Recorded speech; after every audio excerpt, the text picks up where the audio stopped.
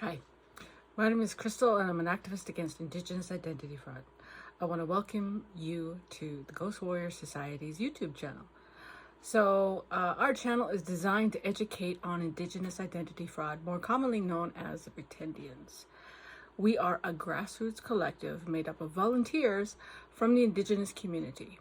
We are educators, cultural people, teachers, students, community members, activists, artists, musicians, and basically people from all sectors. And we come together on a regular basis to volunteer and to talk about the issue of Indigenous identity fraud. Now, we've been getting together for a few years now, and our website, ghostwarriorsociety.com, has been online for over a year. It got online last spring. The work of the Ghost Warrior Society is to help anybody who's engaging with the Indigenous community to develop sound verification policies and to educate on Indigenous identity fraud. And this means developing policies, developing verification processes, and doing all of these things together with private sector, public sector, Indigenous and non-Indigenous communities, organizations, and institutions. The issue of Indigenous identity fraud in Canada is very traumatic. It's a new colonial violence. It's settler justice that has been imposed on Indigenous people and is very traumatic. Recently, on Friday, February 9th, the case of the Gill sisters in the Canada Trade Co. scandal was heard in an Nunangat courtroom. 3 people were charged, Karima Manji, Amira Gill, and Nadia Gill, with Karima being the mother of 2 girls who sought and acquired over $158,000 in post-secondary funding that was allocated specifically to Inuit post-secondary students. Through their fraud, not only did they acquire over $158,000 over a 7-year period, but they also further accessed Inspire post-secondary support, as well as business profits from the fraudulently Inuit Indigenous organization business called the Canada Trade Co. So if you total up all of those benefits together, that's over $200,000. Last Friday, only Karima Manji, the mother, pled guilty, and the charges against the girls, Nadia and Amira, were stayed. So what onus does that put on this family to pay back or replace those stolen resources that total up over $200,000? The girls, Nadia and Amira, essentially got away with no consequences. There's no legal charges. Karima Manji will be sentenced in June 2024. And this is not justice.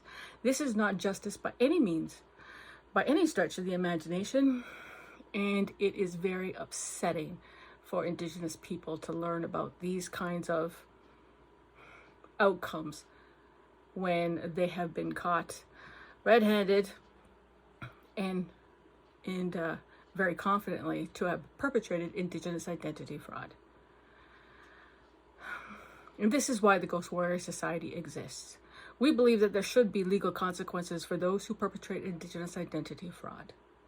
We believe that organizations, institutions, and agencies that deal with Indigenous people should have processes in place to verify that their Indigenous specific resources do indeed go to Indigenous people. In terms of the Ghost Warrior Society, Indigenous refers to programs, resources, funding, and spaces that are developed through truth and reconciliation. And Indigenous refers to First Nations, Metis and Inuit people.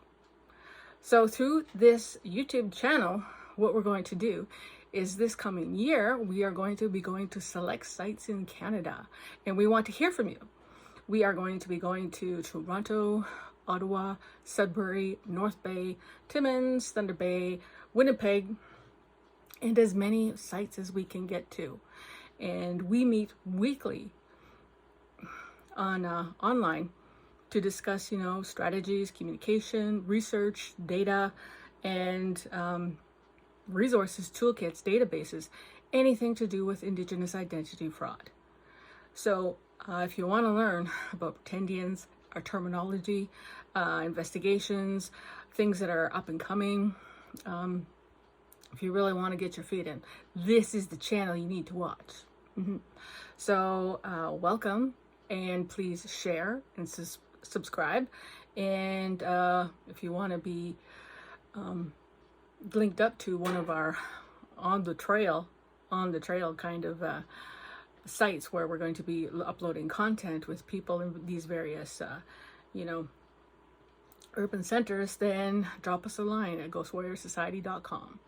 If you are experiencing any kind of trouble with Indigenous identity fraud and you feel powerless or your hands are tied to do anything about it, then you can request assistance at ghostwarriorsociety.com. My name is Crystal Samaginis. I'm the leader of the Ghost Warrior Society, and welcome to our channel.